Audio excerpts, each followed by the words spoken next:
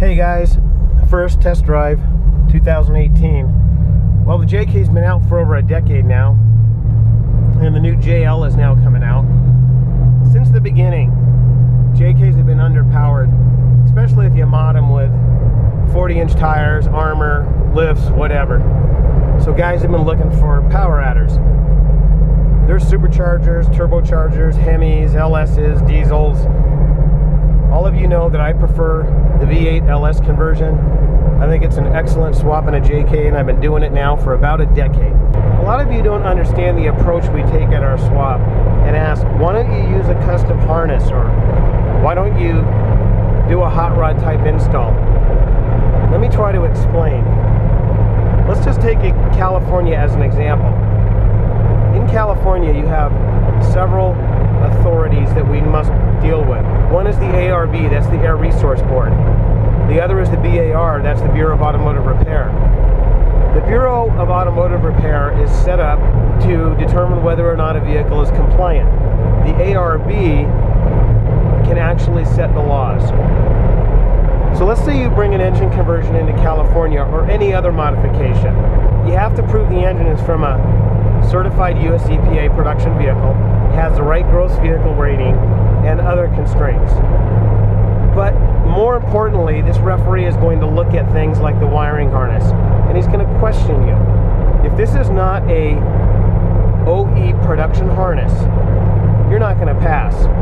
OE production harnesses are built not only for reliability and performance, but to meet emissions rules and failure modes.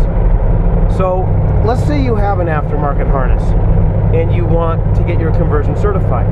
That referee is going to tell you you need an executive order on that harness. Now, to get an executive order means you're basically getting an exception from the ARB to use that component in California. The ARB will test that component and make sure that it does not degrade the pollution control devices on the vehicle. It's going to be extremely difficult to get a non-production harness on an executive order. The way these harnesses are built with their power and ground distribution and failure modes is built in, and it works in conjunction with the computers. So if you have a hot rod harness, reduced count, power distribution, ground distribution, forget about it. You're not going to get that vehicle certified. Calibrations. They're actually going to not only look at your calibration, but they're going to look at something called a CVN. That is the calibration verification number.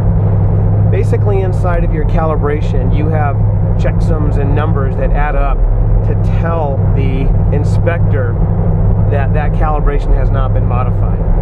Since 2015, California has been using CVNs for modifications.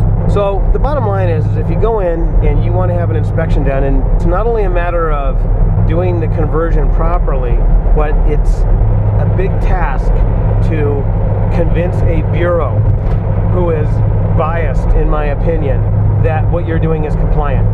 And you have to point out their deficiencies and prove their deficiencies to make your point, which is exactly what we're trying to do right now. So if you look at the way we do our swap, there is a reason. So we're using OE harnesses, not only for reliability, but for compliance. And a lot of you guys don't care about compliance, you don't care about emissions, and that's fine, but someday you may.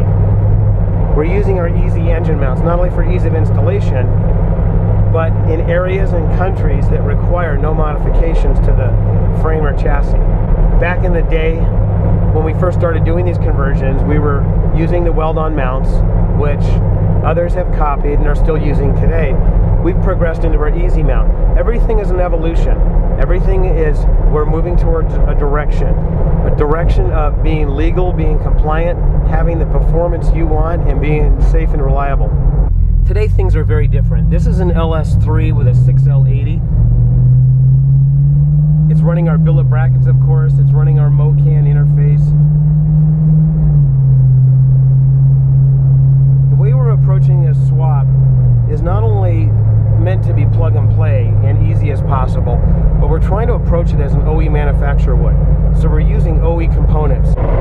This Jeep seems to be geared appropriately. 70 miles an hour, I was under 2,000 RPM. But as you can see here,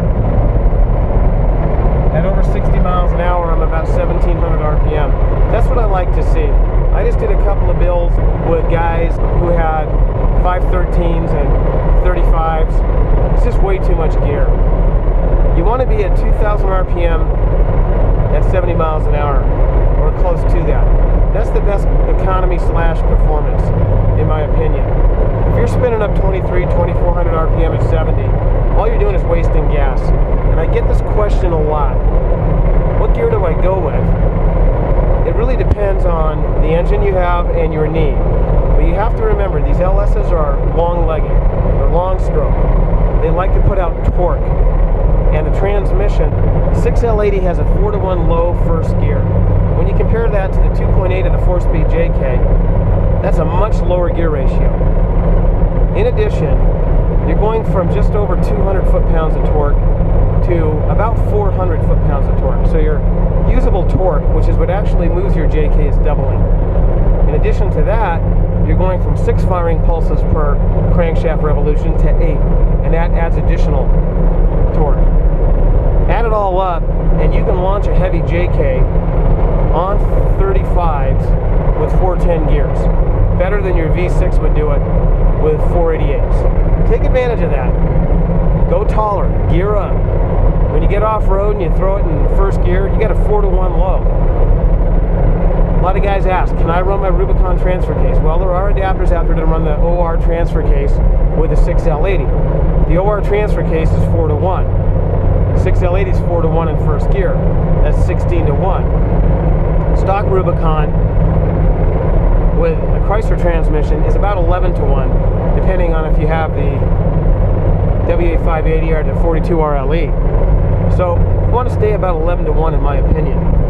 By staying about 11-to-1, you get good wheel speed off-road. You still have plenty of torque with that 4-to-1 low in the 6L80. And you also have 2 overdrives ending up in 0.6. So you can get good wheel speed up on the trail. So don't go to 538s or 513s with 35s or 37s.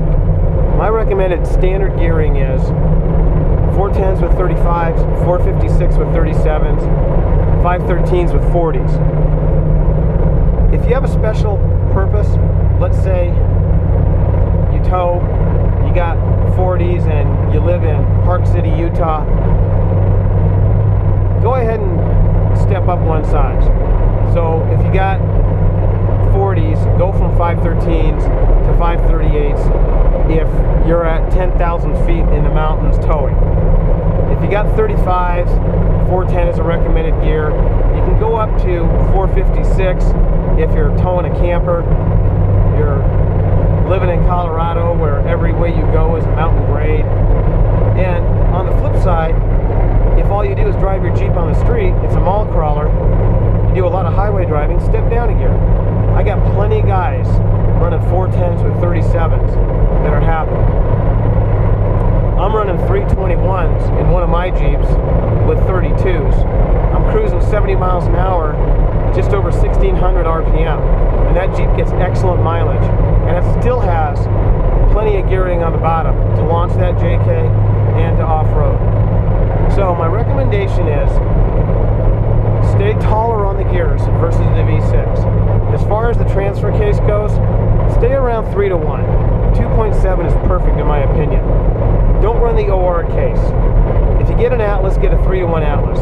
You can go to a 4.3 Atlas, you can go to a 5-to-1 Atlas, you go to a 3.8 Atlas, but my recommendation is do not do that unless you have a need for it. If you're going to go to Moab and crawl the trails, you're not going to run hunting trails or higher speed trails off-road. Stay around 3-to-1. The 3-to-1 gearboxes that Atlas offers are very durable and well suited